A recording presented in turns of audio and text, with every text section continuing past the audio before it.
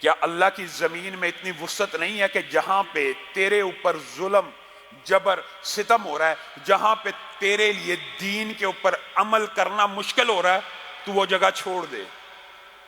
یہ قرآن پاک کی جو پے در پہ آیات ہیں، یہ صرف ہم نے سوچ لیا کہ اس دور کے لیے تھی، آج کے دور میں ان کی اپلیکیبل نہیں ہے، یہ اپلائی نہیں ہوتی، ان کا کوئی جگہ نہیں ہے جہاں پہ یہ اپلائی ہو۔ تو یہ میرا اور آپ کا سب سے بڑا مغالطہ ہے، اور شیطان نے ہمیں اتنا عجیب وسوسہ ڈال دیا۔ بچہ اچھا پڑھا لکھا ہے، اس کو کہاں بھیجنا ہے؟ اس کو امریکہ بھیجنا ہے۔ یہ اچھا پڑھ گیا ہے، اس نے باقی سٹڈیز کہاں سے کرنی ہے؟ انگلینڈ سے۔ یہ پڑھ گیا ہے، اس نے باقی تعلیم کہاں پوری کرنی ہے؟ یورپ میں۔ خدا کی قسم یہ شیطان کا اتنا بڑا مغالطہ اور وسوسہ ہے کہ میں اور آپ اس چکر میں آج اتنا پھنس گئے ہیں کہ ہمیں کوئی عالم، کوئی مولوی یہ بات سمجھانا بھی شروع کرے، آپ بڑے سخت دل ہیں، آپ بڑے متعصب ہیں، آپ نے دین کا اپنی انٹرپریٹیشن کر لی ہے۔ یہ دین کی اپنی انٹرپریٹیشن ہے۔ میرے بھائیوں، آج جو دارالکفر میں مسلمان اطمینان سے سکونت کو اختیار کر چکے ہیں، بتائیے کتنے علماء امت میں سے جنہوں نے وہاں پہ رہتے ہوئے یا دارالاسلام یعنی اسلامی ممالک میں رہتے ہوئے اس بات کو بلند کیا ہے کہ دارالکفر میں بغیر کسی مقصد کے، بغیر کسی مجبوری کے، بغیر کسی عظیم الشان نظریے کے، یعنی کوئی ایسا مقصد ہو جس کی بنیاد ایسی ہو کہ میں دارالکفر میں اس لیے رہ رہا ہوں کہ میں دارالاسلام سے بھی زیادہ یہاں پہ دین کی خدمت کر سکتا ہوں، صرف ایک یہ بات ہے جس میں یہ گنجائش نکلتی ہے کہ انسان دارالکفر میں مستقل سکونت حاصل کر لے۔ ایک بات۔ دوسری بات، دارالاسلام میں علوم و فنون اور وہ علوم موجود نہ ہو جو دارالکفر میں موجود ہوں، تو مجبوری کے طور کے اوپر امت کے کچھ افراد ان علوم کو سیکھنے کے لیے عارضی طور پہ دارالکفر میں جا کے ان علوم کو سیکھ سکتے ہیں، لیکن سیکھنے کے بعد وہاں پھر بھی نہیں رہ سکتے، واپس دارالاسلام میں آ کے اپنی ملکوں میں، اپنے اسلامی ممالک میں ان علوم و فنون کو پھیلانا ہے۔ یہ جو میں بات کر رہا ہوں نا، یہ ہو سکتا ہے بعض لوگوں کے لیے نہیں ہو، لیکن یہ احادیث سے، قرآن سے، شریعت سے، دین سے ثابت ہے۔ یہاں پہ بیٹھے ہوئے ہیں میرے چند دوست جو باہر سے آئے ہیں، اور اللہ کے فضل و کرم سے انہوں نے صرف اس ایک نقطے کی بنیاد کے اوپر، کسی نے آسٹریلیا کو چھوڑا ہے، کسی نے انگلینڈ سے ہجرت کا ارادہ کیا ہے، کس بنیاد کے اوپر؟ اسی دین اور شریعت کے حکم کے اوپر، کہ کس بنیاد کے اوپر تو اپنی فیملی کے ساتھ دارالکفر میں مستقل سکونت اختیار کر رہا ہے۔ اس کی بنیاد کیا ہے؟ اس کی کیا اسلام میں اجازت ہے؟ ہرگز کوئی اجازت نہیں ہے۔ کیوں؟ اس لیے کہ تو خود فتنے کے گھر میں رہ رہا ہے اور چاہتا یہ ہے کہ میں فتنوں سے بچ جاؤں۔ اگر تو فتنوں سے بچنا چاہتا ہے، پھر سب سے پہلے فتنے کی جگہ کو چھوڑنا ہوگا۔ یہ نہیں ہے کہ میں ادھر رہوں گا اور اسلام کے اوپر عمل کروں گا اور فتنوں سے بچ جاؤں گا۔ میرے بھائیوں، اللہ کی قسم اگر مسلمانوں کو صرف یہ بات سمجھ آ جائے نا، صرف یہ بات مجھے پتہ ہے دارالکفر میں رہنے والے مسلمانوں کے لیے بڑی تلخ ہے، بڑی سنگین ہے۔ اپنا گھر بار چھوڑنا، اپنا کاروبار چھوڑنا، اپنا پورے کا پورا سسٹم چھوڑنا آسان نہیں ہے۔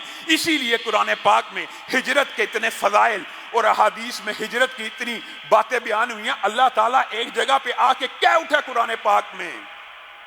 کیا اللہ کی زمین چھوٹی تھی؟ قیامت والے دن بھی پوچھا جائے گا۔ تو جو کہتا ہے میں انگلینڈ میں ساری زندگی رہا، یہاں پہ کچھ نہ کچھ تو پھر کمپرومائز کرنا پڑتا ہے، دین کے ساتھ اس طرح پردے تو نہیں ہو سکتے، اس طرح پھر مخلوط معاشرے کا خیال تو نہیں رکھا جا سکتا، پھر یہاں پہ میں رہتا رہا۔ تجھے کس نے کہا یہاں پہ رہے؟ کیا اللہ کی زمین چھوٹی تھی؟ کیا تیرے پاس کوئی دنیا میں ایسا اسلامی ملک نہیں تھا جہاں تو ہجرت کر جاتا، جہاں تو چلا جاتا اور باقی زندگی دین کے مطابق گزار دیتا؟ یہ اللہ قیامت کے دن پوچھے گا، کوئی عذر نہیں چلنا۔ بات بڑی تلخ ہے۔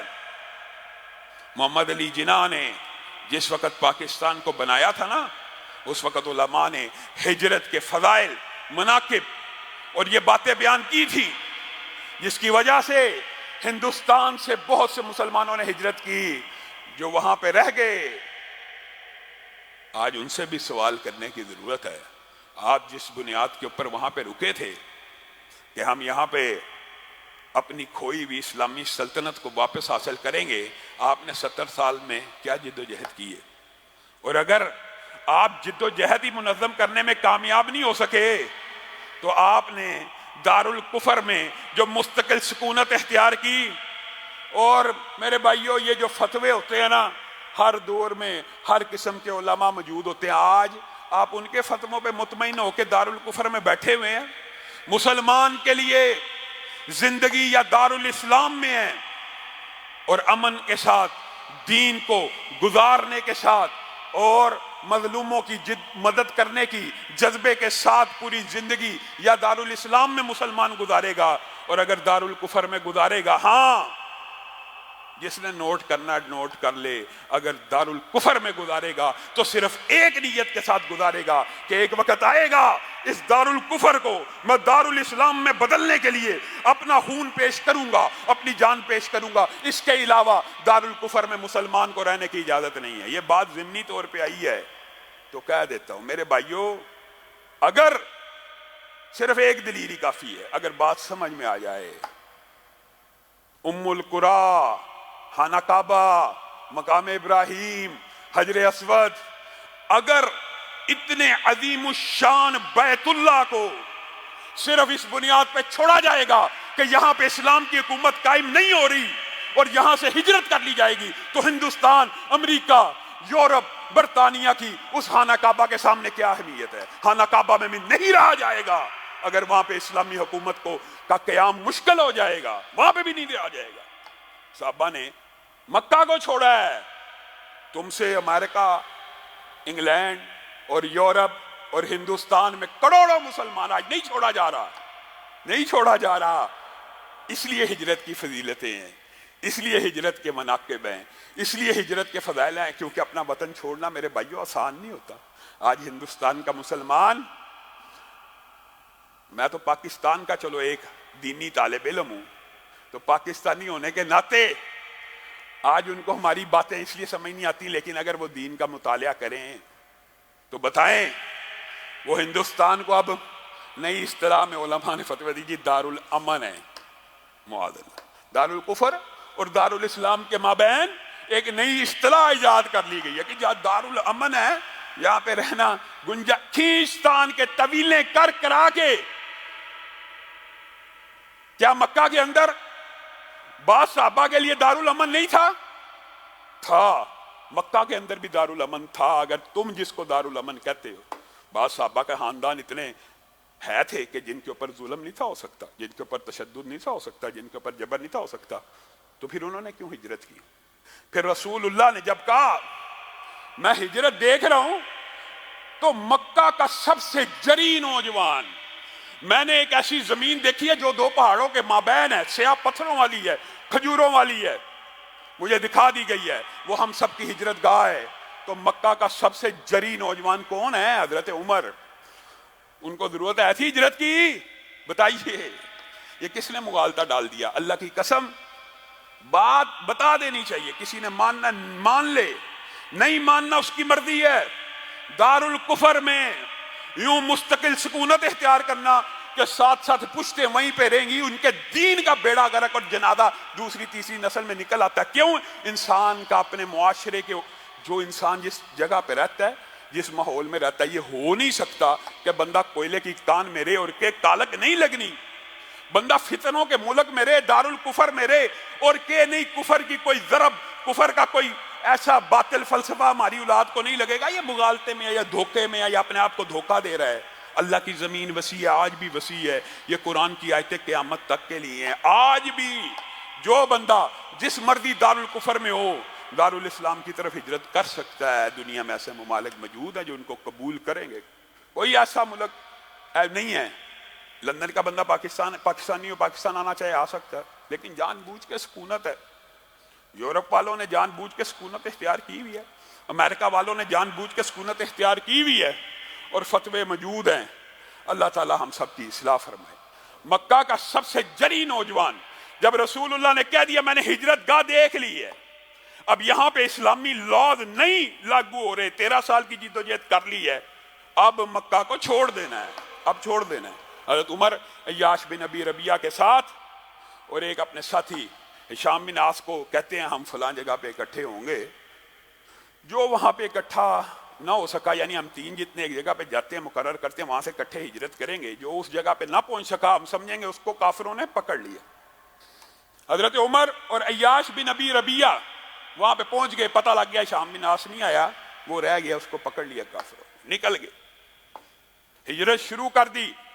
अब अबू जहल और हारिस बिन हिशाम ये दोनों अय्याश बिन अबी रबिया के भाई भी लगते थे।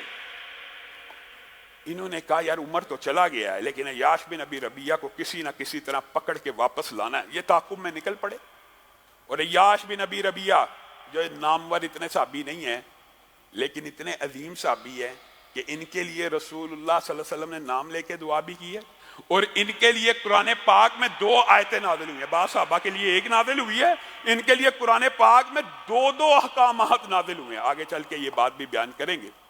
अय्याश बिन अबी रबिया को अबू जहल ने और उनके भाई ने आके पकड़ लिया और आके कहा अय्याश कहाँ जाता है, अपना वतन छोड़ रहा है, अपनी माँ को छोड़ रहा है, तेरी माँ ने कसम खा ली है कि अब वो साए में नहीं बैठेगी, सूरज के नीचे बैठ गई है तेरी माँ और उसने कहा मैं इसी जगह सुबह हुआ करेगी धूप में बैठा करूंगी, रात हुआ करेगी यहाँ पे सोया करूंगी, फिर सुबह होगी यहाँ से उस वक्त तक उठ के साए में नहीं जाऊंगी जब तक अय्याश बिन अबी रबिया आके मुझे कंघी नहीं कर देता। और बाद रवायात में यह भी आता है कि मैं कंघी नहीं करूंगी, मैं तेल नहीं लगाऊंगी, यानी अय्याश बिन अबी रबिया को आके उनकी माँ की मोहब्बत में वरगलाया जा रहा है। वतन की मोहब्बत काम ना आई तो माँ की मोहब्बत तो बड़े बड़े इंसानों को, आपको पता है माँ जैसी अजीम हस्ती कौन हो सकती है। माँ की मोहब्बत ऐसी होती है कि बुजुर्ग आदमी भी हो उसके सामने भी उसकी माँ का जिक्र करो तो आंखों से आंसू आ जाते हैं।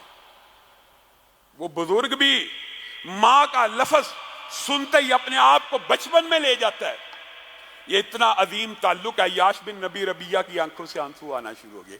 मेरी माँ ने ये कसम खा ली है साए में नहीं बैठेगी। उमर मैं अपनी माँ को साए में करके आ जाता हूँ, मैं अपनी माँ की ये मन्नत तोड़ के आ जाता हूँ। हजरत उमर जोश में आ गए, अय्याश तू मुगालते में आ गया, शैतान तेरा शिकार करने लगा है, तुझे किसने कह दिया तेरी माँ हमेशा धूप में बैठेगी।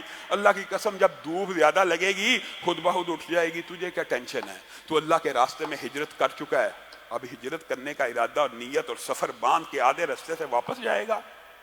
अय्याश का दिल माँ की मोहब्बत में कब कपा रहा है, धड़क रहा है। उमर माँ की बात सही नहीं जा रही, माँ को कैसे छोड़ दूं। अच्छा अय्याश, हजरत उमर की ये जहानत और फकाहत देखिए, मुझे पता है ये अबू जहल और हारिस बिन हिशाम तेरे से झूठ बोल रहे हैं, मैं तुझे बता रहा हूँ ये तेरे से झूठ बोल रहे हैं। हजरत उमर ये उनका विजन था, ये तेरे से झूठ बोल रहे हैं, खुदा की कसम तेरी माँ का नाम लेके तुझे फंसाया जा रहा है। हाँ लेकिन मुझे पता है तू माँ की मोहब्बत के आगे मजबूर हो गया है, अब ये ऊंट ले ले मेरे से, मेरा ऊंट है, ये तुझे रास्ते में ना, हजरत उमर का विजन देखें, सुभान अल्लाह, ये तुझे रास्ते में गिरफ्तार करेंगे, ये तुझे रास्ते में कैद करेंगे, जब ये मौका आए तो मेरा ऊंट इनके ऊंट से बहुत ज्यादा तेज रफ्तार है, उसके ऊपर बैठी और मेरे पीछे आ जाएं। अय्याश ने कहा ये सौदा मुझे मंजूर है। फिर ऊंट लिया, फिर रास्ते में ज़ाहिर भाई लगते थे और भाइयों की बातों में आ गए, उन्होंने प्यार मोहब्बत माँ के किस्से सुनाए, यहाँ तक कि अबू जहल ने कहा यार ये ऊंट जिस पे तू बैठा है ये मुझे दे दे। जब एक बंदे के साथ सफर शुरू हो जाए, 5-10 घंटे गुजर जाए, इंसान उनकी बातों में, अय्याश ने वो ऊंट भी दे दिया। जैसे ही ऊंट अबू जहल के काबू में आया, उन दोनों ने अपने एक और साथी के साथ मिलके इनको बांध दिया। हारिस बिन यजीद भी था यहाँ पे, हारिस बिन यजीद ने रस्सी बांधने में मदद की अय्याश बिन अबी रबिया की। तो अय्याश बिन अबी रबिया को हज़रत उमर का वो सारी बातें याद आना शुरू हुई, क्या उमर सच कहता था। हारिस बिन यजीद, जिंदगी में कभी मौका मिला तूने जिस तरह मुझे आज रस्सियों से बंद है, मैं तुझे कत्ल कर दूंगा, जब देखूंगा कत्ल कर दूंगा, ये कसम खाई वहीं पे।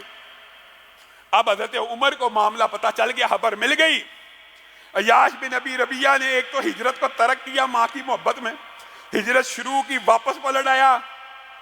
تو حضرت عمر کہا کرتے ہیں، خود حضرت عمر کہا کرتے ہیں، میں یہ سمجھا کرتا تھا کہ جن لوگوں نے ہجرت کی اور آدھے رستے سے لوٹ گئے، یعنی عیاش بن ابی ربیعہ، یا جن لوگوں نے ہجرت کی استطاعت کرتے ہوئے، میرے بھائیوں دارالکفر میں رہنے والے حضرت عمر کے اس فتوے کے اوپر غور کریں، یا میں یہ سمجھتا تھا کہ ہجرت کی سکت رکھتے ہوئے جو بندہ مکہ سے نہیں نکلا، اللہ کی آیات کے نازل ہونے کے باوجود کہ زمین تمہارے لیے کشادہ فراخ کر دی گئی ہے، یہاں سے نکل جاؤ، ہجرت کر لو۔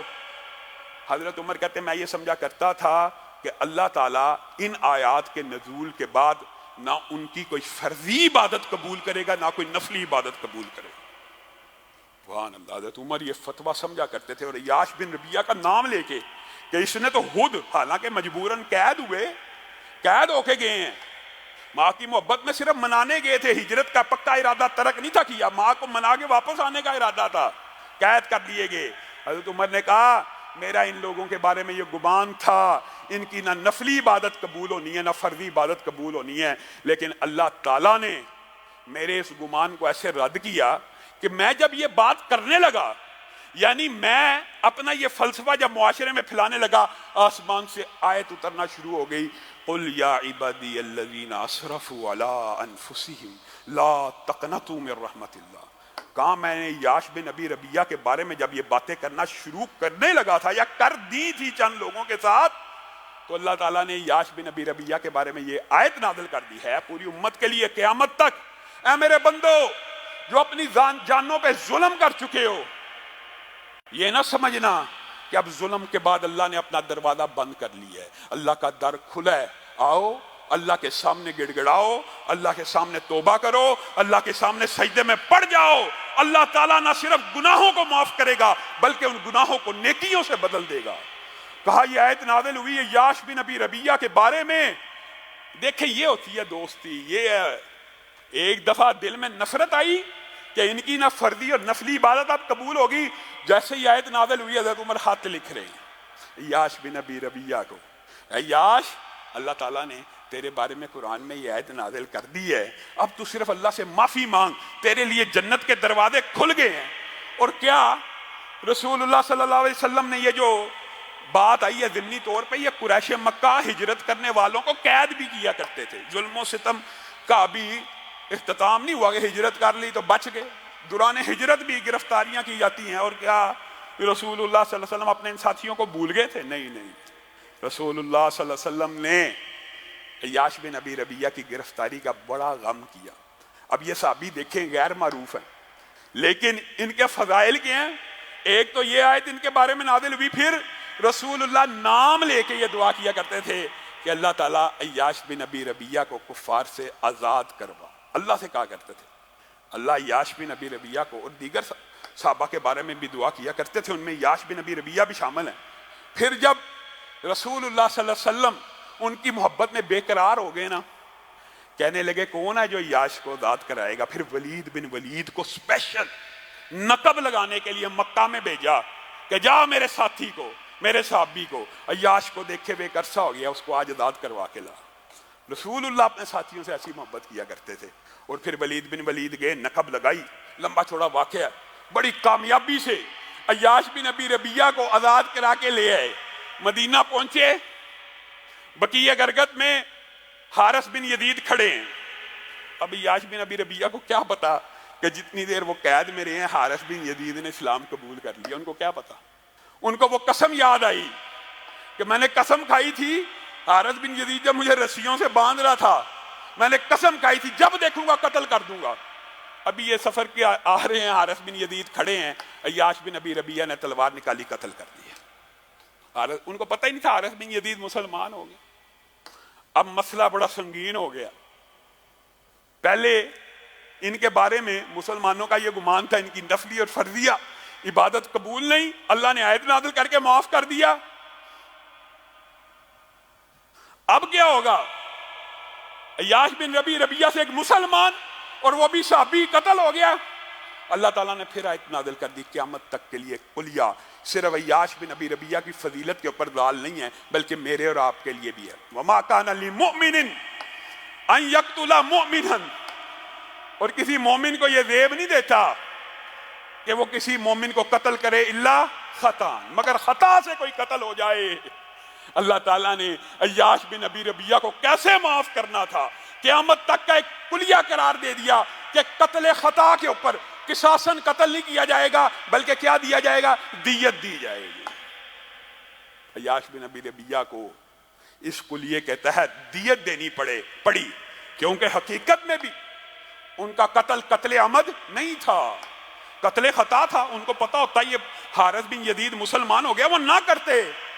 لیکن یہ ایک عظیم الشان صحابی ہیں کہ جن کے بارے میں قرآن پاک میں 2 احکام نازل ہوئے اور اتنے عظیم احکام نازل ہوئے جو رہتی امت تک کئی حکم نازل ہوئے ہیں، وہ کسی صحابی کے لیے خاص رہے ہیں اسی وقت کے لیے.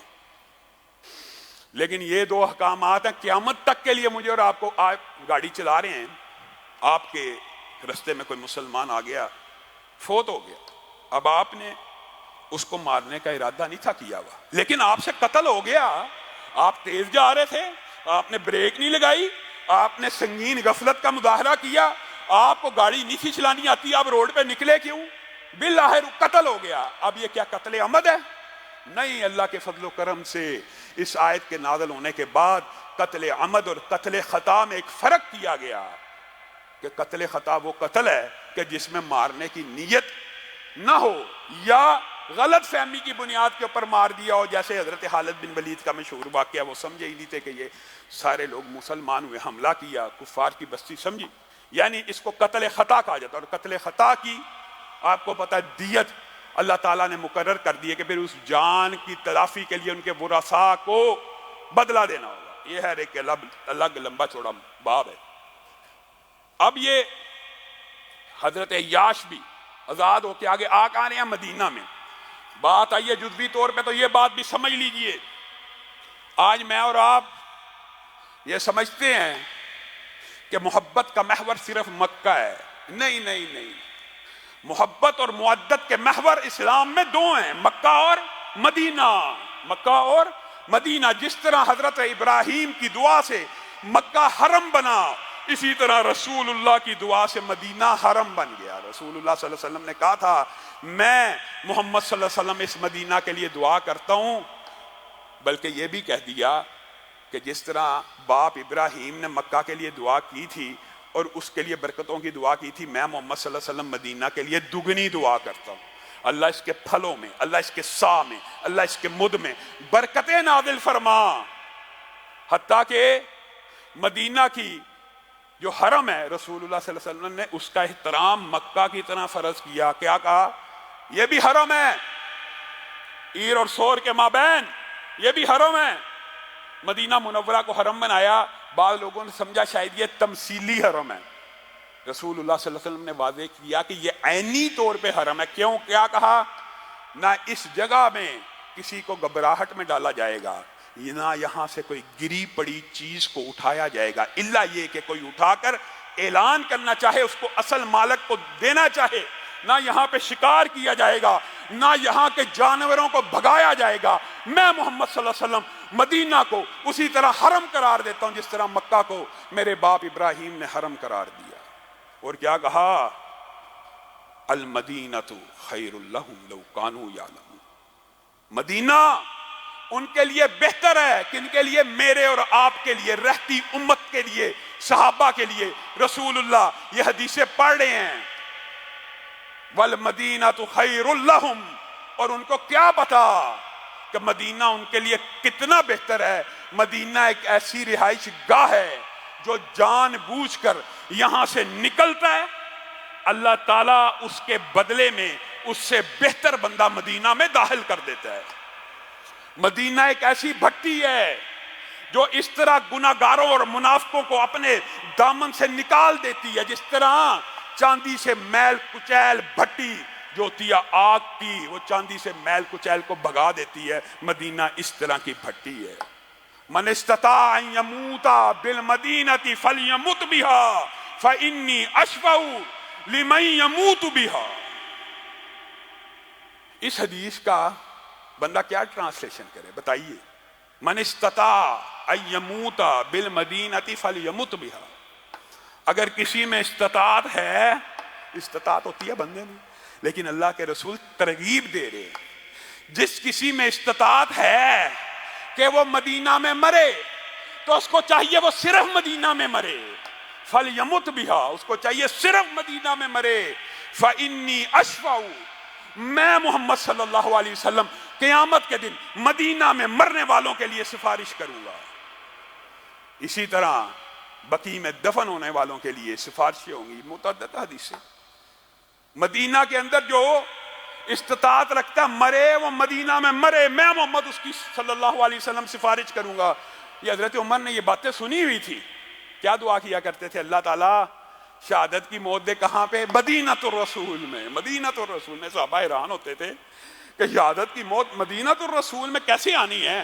شہادت کی موت تو وہ سرحدوں پہ آنی ہے، جہاد میں آنی ہے، جب نکلیں گے باہر سرحدوں پہ جا کے لڑیں گے، امیر المومنین وہاں پہ جاتے نہیں ہیں، اور مدینہ کے اندر شہادت کی دعا کرتے ہیں، لیکن اللہ تعالیٰ نیت دیکھتا ہے، اللہ تعالیٰ بندے کی نیت کو دیکھ رہا ہوتا ہے۔ حضرت عمر کی نیت اتنی پاکیزہ تھی، اللہ تعالیٰ نے یہ دعا بھی قبول کی، شہادت بھی دی، اور دی بھی کہاں پہ؟ مدینۃ الرسول صلی اللہ علیہ وسلم پہ دے دی۔ رسول اللہ کی حدیث کے مصداق بھی آگے۔ میرے بھائیوں، مدینہ کے جو فضائل ہیں ان میں دو اور بڑی فضیلتیں، ایک یہ کہ مدینہ میں وبائی امراض، مدینہ کے بارے میں جب یہ صحابہ ہجرت کر کے آئے نا، یہ بات مشہور تھی، یہ وباؤں کی جگہ ہے۔ رسول اللہ صلی اللہ علیہ وسلم نے دعا کی تھی، اللہ مسلمانوں کی اس بستی سے وبا لے جا۔ کہاں لے جا؟ مشرکوں کی بستی کی طرف، اور یہاں پہ دعا کی جائے کفار کی طرف وبا لے جاؤ، ان کو تکلیف ہو جاتی ہے، انہوں نے ویکسین بنانی تھی، ان کے لیے بد دعا کر دی۔ رسول اللہ کی سنت ہے، مدینہ سے کہہ رہے ہیں وبائیں کہاں پہ چلی جائیں؟ مشرکوں کے علاقوں میں چلی جائیں۔ اور اس حرم کو، اس مدینہ کو حرم قرار دینے کے بعد یہ فضیلت مدینہ کو حاصل ہے کہ مدینہ میں طاعون اور اس قسم کی وبائیں داخل نہیں ہو سکتی، یہ رسول اللہ صلی اللہ علیہ وسلم کا فرمان ہے۔ پھر دوسری فضیلت کیا ہے؟ دجال پوری دنیا کا کوئی شہر اس سے محفوظ نہیں رہے گا، فقط مدینہ ایسا ہوگا جس میں داخلے کے وقت جب دجال داخل ہوگا سامنے فرشتوں کا پیرا لگا ہوگا۔ ایک بندہ آئے گا، مشہور واقعہ آپ نے سنا ہے، کبھی موقع آیا تو دجال کے حوالے سے تفصیلی آپ کے سامنے گفتگو کو رکھیں گے، کتنا بڑا عظیم الشان فتنہ ہے، مردہ کو اس طرح تدریجن اور اس طرح شعبدے بازی کے ذریعے زندہ کرے گا کہ لوگوں کو مغالطہ ہو جائے گا۔ حتیٰ کہ حدیث میں آتا ہے یہ مدینہ میں جب داخل ہونے لگے گا فرشتوں کی فوج دیکھے گا، رسول اللہ صلی اللہ علیہ وسلم کی مسجد کی طرف اشارہ کر کے ایک پہاڑ کے اوپر کھڑے ہو کے کہے گا یہ آخری نبی کا محل ہے، معاذ اللہ، مسجد کو محل کہے گا، میں اس محل کو آج گرا دوں گا۔ سرحد پہ داخل ہونے کی کوشش کرے گا، فرشتوں کی فوج، مسلمانوں کا ایک عظیم الشان نیک انسان اس سے مکالمہ ہوگا، اس کی گردن کو اڑا دے گا، گردن کو اڑانے کے بعد اس کو دوبارہ کھڑا کرے گا، ہاں تو کہتا تھا کہ میں تیرے پہ غالب نہیں آ سکتا، میں نے تو تیری گردن تن سے جدا کی، تجھے دوبارہ زندہ کھڑا کر دیا۔ وہ بندہ کہے گا پہلے تو مجھے شک تھا، اب مجھے یقین ہو گیا کہ تو ہی دجال ہے، کیونکہ میں نے رسول اللہ کی یہ حدیث سنی ہے کہ ایک دجال ایک وقت شہر میں داخل ہونے کی کوشش کرے گا، وہاں پہ ایک بندے کی گردن کو مارے گا، اس کو دوبارہ زندہ کرے گا، مجھے امید ہے وہ بندہ میں ہوں، کیونکہ حدیث کے الفاظ ہیں پھر دوبارہ قتل کرنے کی کوشش کرے گا تو قتل نہیں کر سکے گا، دجال اسی وقت تلوار چلائے گا، ان کی گردن لوہے کی بن چکی ہوگی، تلوار نہیں کاٹے گی، اور اس بندے اس وقت بھی ایسا نیک بندہ، کیوں؟ کیونکہ رسول اللہ صلی اللہ علیہ وسلم کی حدیث ہے ایمان دنیا سے ختم ہوتا چلا جائے گا، ایک وقت آئے گا، ایک وقت آئے گا ایمان دنیا سے ختم ہوتا چلا جائے گا، لیکن ایمان ایک جگہ موجود ہوگا، اور وہ جگہ کون سی ہوگی؟ مدینہ، کیونکہ مدینہ سے ایمان شروع ہوا اور مدینہ میں واپس لوٹے گا۔ ایسے بھی رسول اللہ نے مثال دی ہے کہ جس طرح سانپ اپنے بل میں واپس لوٹتا ہے، مدینہ سے ایمان نہیں نکل سکتا۔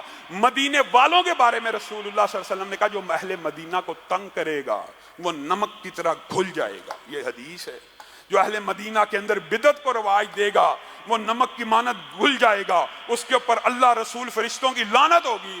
گویا مدینہ ایک ایسا مقام ہوگا جہاں شرک و بدعات قیامت تک کے لیے سب سے کم ہوں گی، ایمان قیامت تک سب سے زیادہ ہوگا۔ محدثین، علماء، فقہا، جتنے بھی عظیم الشان قیامت تک لوگ پیدا ہوں گے، ان میں اکثریت مدینہ کی طرف ہوگی۔ تو میرے بھائیو، عقیدت کا، الفت کا، محبت کا، معدت کا محور صرف مکہ نہیں ہے بلکہ مدینہ بھی ہے۔ دو محور ہیں عقیدت و احترام کے، ہدایت کے سرچشمے دو ہیں، یا ہدایت مکہ سے آتی ہے یا ہدایت مدینہ سے آتی ہے۔ اللہ جو کہا گیا، جو سنا گیا، اس کو سمجھنے کی توفیق عنایت فرمائے۔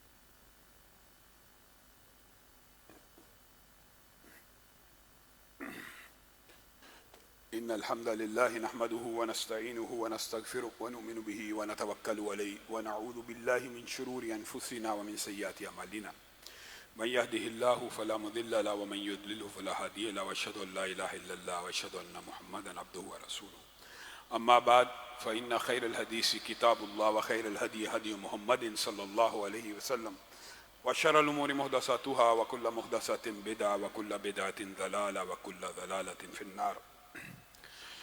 معزز سامعین گرامی قدر، آج بڑے افسوس اور دکھ کے ساتھ یہ کہنا پڑ رہا ہے کہ ہم اس وطن میں رہتے ہیں جہاں پر لاشوں کو بھی احتجاج کرنا پڑتا ہے۔ اسامہ ندیم ستی کو سری نگر ہائی وے کے اوپر اندھا دھند فائرنگ کر کے مار دیا گیا۔ سری نگر ہائی وے کیوں نام رکھا تھا؟ سری نگر کو یاد رکھنے کے لیے، وہاں ہونے والے مظالم اور بربریت کے خلاف ایک علامتی سڑک بنانے کے لیے۔ اسی سڑک پر کیا سری نگر والے احوال کو نہیں دہرایا گیا؟ پولیس نے اندھا دھند فائرنگ کر کے، اور یہ پہلا واقعہ نہیں ہے، سانحہ اخروٹ آباد کا واقعہ آپ کے سامنے ہے، سانحہ ساہیوال کی پوری تحریک آپ کے سامنے ہے۔ صلاح الدین کی بات آپ بھول گئے، جو پاکستان کے پورے نظام اور مجھے اور آپ کو منہ چڑھاتا ہوا دنیا سے چلا گیا، اور منہ چڑھاتا ہوا دنیا سے چلا گیا کہ مجھے مارا کیوں گیا ہے، مجھے کس جرم میں قتل کیا گیا۔ اسامہ ندیم ستی کا والد یہ پی ٹی آئی کا ورکر تھا جس نے 22 سالہ نوجوان، پی ٹی آئی کا، خان صاحب کی پارٹی نے 22 سالہ جد و جہد کی اس لیے کہ اس پی ٹی آئی کے 22 سالہ نوجوان کو 22 گولیاں سری نگر ہائی وے کے اوپر مار کے ہلاک کر دیا جائے۔ اور قاتل کون ہے؟ سب کو پتہ ہے کون ہے، سب کو پتہ، قاتلوں کا پتہ ہے۔ لیکن اب وہ وزیر جو اسمبلیوں میں تقریریں کیا کرتے تھے کہ اللہ کا عرش ہل رہا ہے، درود پڑھ کے، قرآن پاک پڑھ کے، کلمہ پڑھ کے قسمیں کھایا کرتے تھے کہ اگر سانحہ ساہیوال کے مجرموں کو کیفر کردار تک نہ پہنچایا گیا، ایسا نہ ہوا، ویسا نہ ہوا، کہاں پہ ہیں وہ وزیر؟ یہ بندے جو پکڑے گئے ہیں انہوں نے آزاد ہو جانا. اور اسامہ ندیم ستی کے والد کا آپ انٹرویو سن لیں, انہوں نے کہا مجھے ان 5 بندوں سے کیا گلہ ہے؟ کوئی گلہ نہیں. میں کل قیامت کے دن خان صاحب آپ کا اور چیف جسٹس صاحب آپ کا گریبان پکڑوں گا, میں ان کو معاف کر دوں گا. آپ نے مجرموں کو سزا دینی ہے. لیکن خان صاحب کا صرف بیان آتا ہے سانحہ ساہیوال کے موقع کے اوپر کہ میں قطر سے واپس آؤں گا تو نشان عبرت بنا دوں گا. خان صاحب ابھی تک قطر سے واپس نہیں آئے, نہ سانحہ ساہیوال کے مجرم کیفر کردار کو پہنچے ہیں, نہ یہ مجرم کیفر کردار کو پہنچنے ہیں. سب کو علم ہے کیا ہو جانا. لیکن میں نے اور آپ نے ان مظالم کے خلاف صدائے احتجاج اس بنیاد پہ ترک نہیں کرنی کہ کچھ نہیں ہونا تو ہم نے احتجاج نہیں کرنا. صدائے احتجاج بلند کرنی ہے. میرا اور آپ کا کام ظلم کی ہر بات کے سامنے شیشہ پلائی ہوئی دیوار بننا ہے. کامیابی دینا ناکامی دینا یہ اللہ کے اختیار میں ہے. میں نے اور آپ نے مایوس نہیں ہونا. اور دوسری بات, امریکہ سے خبریں آ رہی ہیں, امریکہ سے ڈیموکریسی آن فائر یا ڈیموکریسی ان فائر یا فائر کمز ہوم. یہ وہ جمہوریت ہے جس کا پیالہ امریکہ نے پوری دنیا کو پلایا. اور مولانا مودودی کی ایک بات کل سے دماغ میں گونج رہی ہے, ایک وقت آئے گا جب کمیونزم ماسکو میں شرمندہ ہوگا, اور ایک وقت آئے گا جب سرمایہ دارانہ نظام واشنگٹن میں اپنی آخری ہچکیاں لے رہا ہوگا. بتائیے یہ جو جمہوریت اور سرمایہ دارانہ نظام ہے, یقین مانیے کل واشنگٹن کے باہر جو آگ کا الاؤ ہے اس بات کے اوپر دلالت کرتا ہے کہ سرمایہ دارانہ نظام کا زوال شروع ہو گیا ہے. اور مولانا مودودی جیسے بندوں کی بات بھی اللہ تعالیٰ کئی دفعہ سچ کر دیتا ہے. انہوں نے کہا تھا اور ہم نے اپنی آنکھوں سے دیکھ لیا کہ ایک دن کمیونزم ماسکو میں شرمندہ ہوگا, اور ہم نے دیکھ لیا رشیا کیسے ٹوٹا, کیسے بکھرا, کیسے کمیونزم کا جنازہ پڑھایا گیا. آج کئی ریاستیں مسلمان بھی اس میں سے نکل چکی. اللہ کا شکر ہے, اللہ کا فضل ہے, اللہ کا کرم ہے. اسی طرح وہ سرمایہ دارانہ نظام میرے بھائیوں محنت کی ہے. لبرل اور سیکولر لوگوں نے کئی 100 سال محنت کی کہ عورت کو گھر سے باہر نکالا جائے, نہیں نکال سکے. یورپ میں بھی نہیں نکال سکے, یہ آپ کو کسی نے مغالطہ دیا ہوا ہے. لیکن سرمایہ دارانہ نظام نے جو صدیوں کی ان کی محنت پوری نہیں تھی ہوتی, سرمایہ دارانہ نظام نے نہ عورت کو وہاں پہ نکالا بلکہ اسلامی ممالک میں بھی اس نظام کی وجہ سے وہ عورت جو اسلامی معاشرے میں گھر سے باہر نہیں تھی نکلتی, آج پاکستان کا معاشرہ دیکھ لیں صرف سرمایہ دارانہ نظام کی ایک جز کی وجہ سے. کیا جز ہے آپ کو پتا ہے؟